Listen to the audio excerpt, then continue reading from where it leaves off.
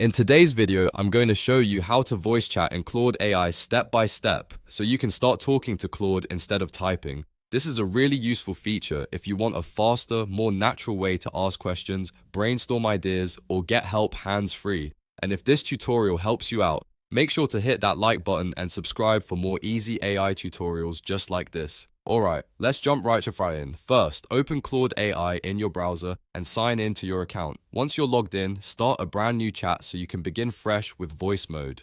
This is important because the voice feature is accessed from inside an active chat, not from the homepage.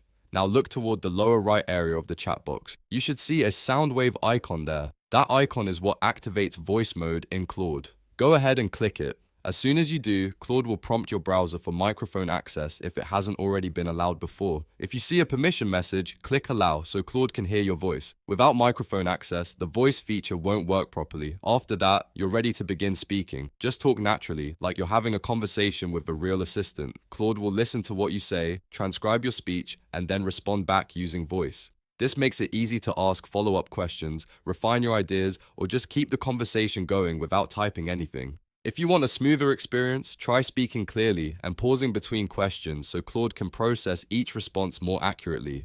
And if you're using voice mode for productivity, this is a great way to draft content, organize thoughts, or quickly get answers while multitasking. When you're finished with the conversation, simply click Stop to end the voice session. That will turn off voice mode and bring you back to the regular chat experience. So to recap, open Claude AI, start a new chat, click the soundwave icon, allow microphone access, start speaking, and then stop the conversation whenever you're done. It's a simple feature, but it can make using Claude feel much more interactive and efficient. If this video helped you, please give it a like, subscribe to the channel, and turn on notifications so you don't miss the next AI tutorial. Thanks for watching, and I'll see you in the next one.